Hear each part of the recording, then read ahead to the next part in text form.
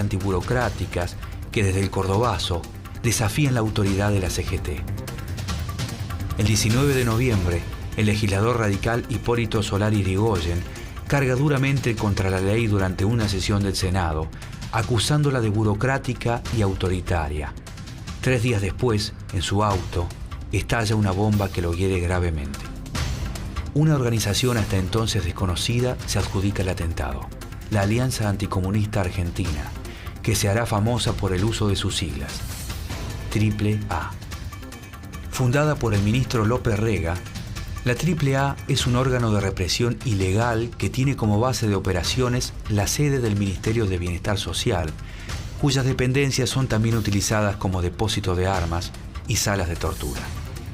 El núcleo de la organización está formado por miembros de la custodia de López Rega.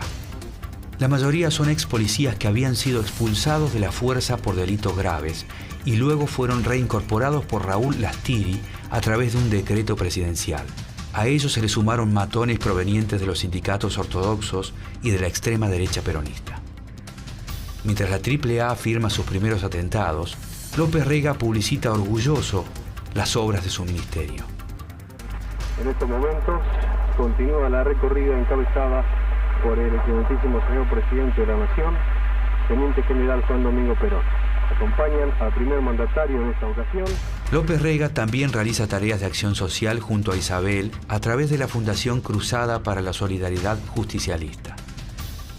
Esta institución funciona en estrecha colaboración con el Ministerio de Bienestar Social, lugar desde donde administran los fondos obtenidos por aportes privados y por la recaudación de la Lotería Nacional. No sé, yo no he pensado todavía nada al respecto. Acá, señor ministro. Que yo diga algo. La señora de Perón, al igual que el general Perón, tienen en este ministerio su casa. Y como la tarea de la señora de Perón en la fundación será muy afín a lo que este ministerio realiza, lo lógico es que la señora quiera ver cómo es el manejo y cuál es el mecanismo. Pero la señora de Perón está aquí en su casa. Si quiere oficina, las tiene todas. Ministro, la sede de la... También se caracteriza por proyectos extravagantes como el altar a la patria. La obra, aprobada por una ley del Congreso, es un gigantesco mausoleo de más de 50 metros de altura, en donde descansarán los restos de los próceres nacionales.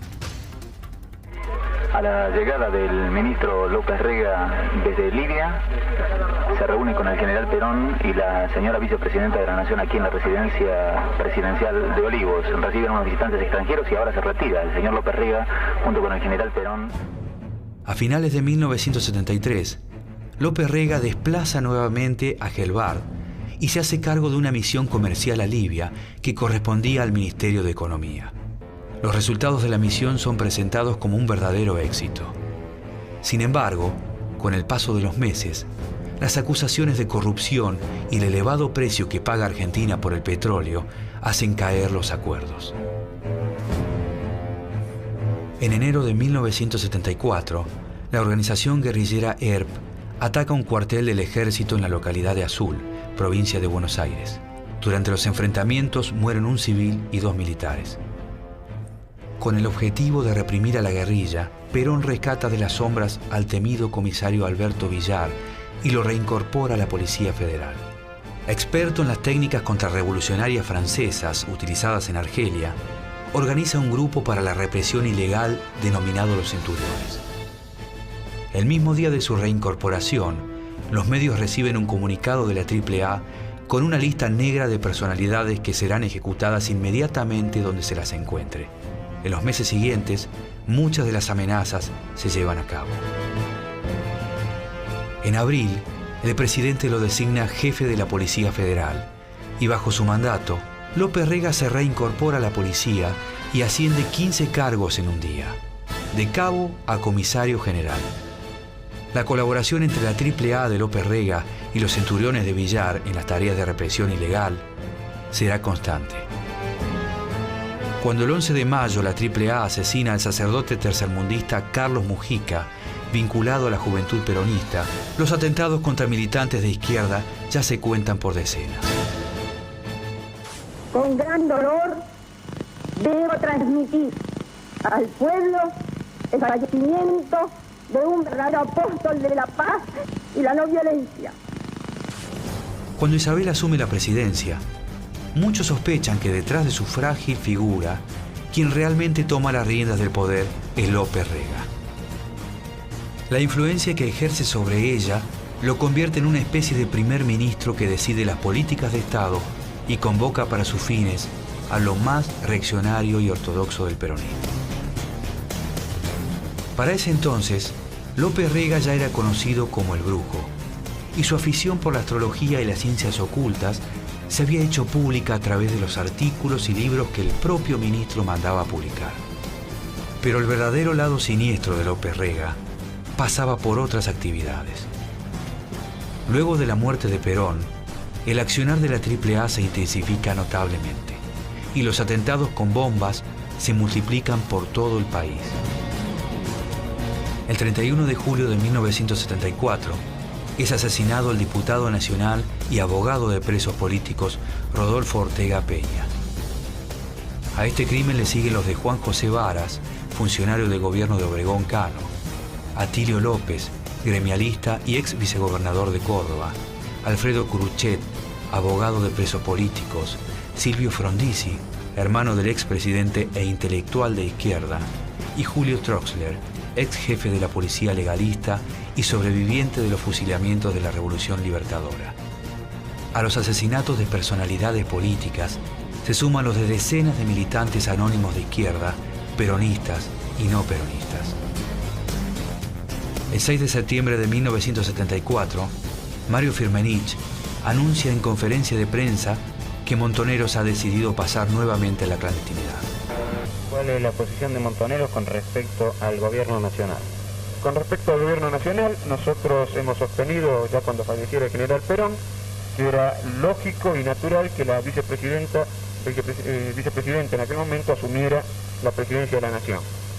Esto no significa nuestro apoyo incondicional a la gestión de gobierno, que por el contrario tenemos múltiples críticas en donde la central o las dos centrales son la política represiva de desarrollo de gobierno y la política económica, o sea, el pacto social, que creemos que tal cual está va en contra de los trabajadores y por lo tanto no es una herramienta apta para la liberación nacional. Con el asesinato del comisario Villar, Montoneros inicia una serie de atentados contra policías, funcionarios del Ministerio de Bienestar Social y sindicalistas, en respuesta a la ofensiva de la AAA. A 2 meses de su asunción, la figura de Isabel comienza a ser cuestionada por la evidente injerencia de López Rega en todos los asuntos de Estado. El 17 de octubre, el propio ministro organiza un gran acto en Plaza de Mayo para reafirmar la autoridad de la presidenta. Pero al salir al balcón, el ministro no hace más que confirmar los rumores, balbuceando al oído de Isabel el discurso que ésta pronuncia. ¡Maravilloso! ¡Injusto! ¡Que le tributa su pueblo a su líder, que vive y Los primeros síntomas de malestar entre los jefes sindicales y el gobierno surgen con motivo de la repatriación de los restos de Evita que permanecían en Puerta de Hierro. Lorenzo Miguel, perdón, hay algo que no ha quedado en claro en la opinión pública. ¿La 62 y la CGT tenían conocimiento de la repatriación de los restos de Eva Perón? Vuelvo a reiterar que eso era una cuestión privativa del gobierno para darla a conocer en el momento que ella considera oportuno. Pero, perdón, ¿tenían conocimiento con antelación? Le vuelvo a decir que nosotros no teníamos ningún conocimiento, sino solamente... Lorenzo Miguel pide una reunión urgente con la presidenta en la que reclama un espacio en el gobierno que López Rega no estaba dispuesto a conceder. El enfrentamiento es inevitable. En junio de 1975 asume como ministro de Economía Celestino Rodrigo, integrante del círculo de López Rega. El nuevo funcionario pone en marcha un plan que busca debilitar a los líderes de la CGT y anuncia una devaluación de la moneda del 100% y un fuerte aumento de los combustibles y servicios públicos. El plan de ajuste, bautizado como Rodrigazo, provoca una explosión inflacionaria, desabastecimiento y un duro recorte en el poder adquisitivo de los trabajadores. La reacción a estas medidas es una movilización masiva y espontánea que supera a los sindicatos. Desbordados por las bases, los jefes sindicales se pliegan a la protesta y decretan una huelga general por 48 horas en reclamo de un aumento salarial. una multitud se congrega en los alrededores de la Casa Rosada para exigir la renuncia de Rodrigo y López Rega. La crisis política desatada obliga a Isabel a aprobar los aumentos y pocos días después los dos ministros renuncian. En un acto de desesperación por aferrarse al poder, López Rega reagrupa a toda su custodia en los alrededores de la residencia de Olivos y se recluye allí junto a Isabel. El exministro anuncia que la presidenta está enferma y prohíbe el ingreso a los ministros de Estado. La imagen de una presidenta virtualmente secuestrada por su secretario privado genera una situación de vacío de poder que se agrava con las horas. Al amanecer del 19 de julio, 3 escuadrones de granaderos al mando del coronel Sosa Molina, responsable de la seguridad de la presidenta, ingresan a la residencia y desalojan a la custodia de López Rega. El exministro entiende que ya no puede quedarse en el país y presiona a Isabel para que lo nombre embajador plenipotenciario y le asigne una difusa misión en Europa. El 19 de julio, con inmunidad diplomática asegurada, López Rega comienza su huida. Isabel se ha quedado sola. El 22 de julio arriba a Madrid, abrazado al tubo negro que contiene su garantía de impunidad. López Rega se refugia en la residencia de Puerta de Hierro, rodeado de varios custodios fuertemente armados que lo acompañan desde el inicio del viaje. En septiembre estalla en Argentina un escándalo por malversación de fondos que envuelve a Isabel, a López Rega y parte de su entorno. Para finales de 1975, la caída de López Rega acompaña a la debacle del gobierno de Isabel. Las presiones del Parlamento por conocer los alcances de su misión en Europa le hacen perder su rango diplomático.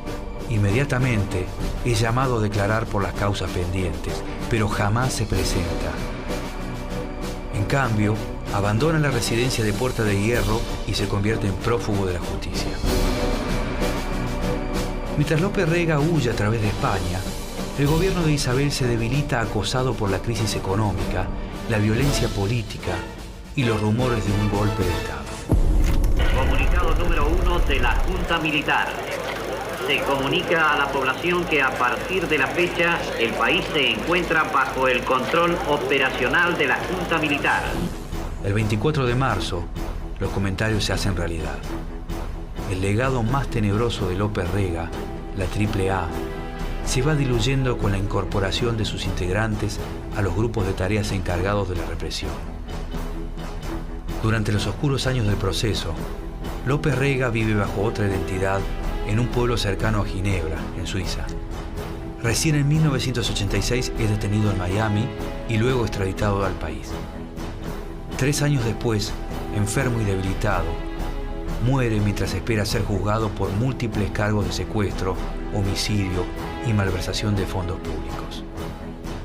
A finales de 1975, el periodista Tomás Eloy Martínez escribía en el diario La Opinión que el brujo había tenido buenas razones en confiar en su magia, porque son raros en la historia los casos de un personaje casi iletrado, sin talento aparente para la política y con una ideología extravagante que fue capaz de llegar tan lejos en un país donde los escépticos son mayoría.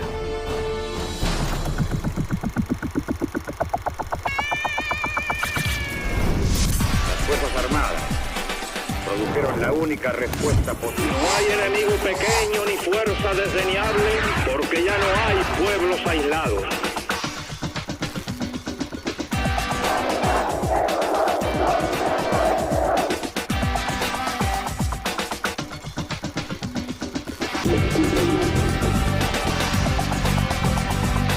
El pueblo está firme y decidido a construir su destino por más represión que se aplique.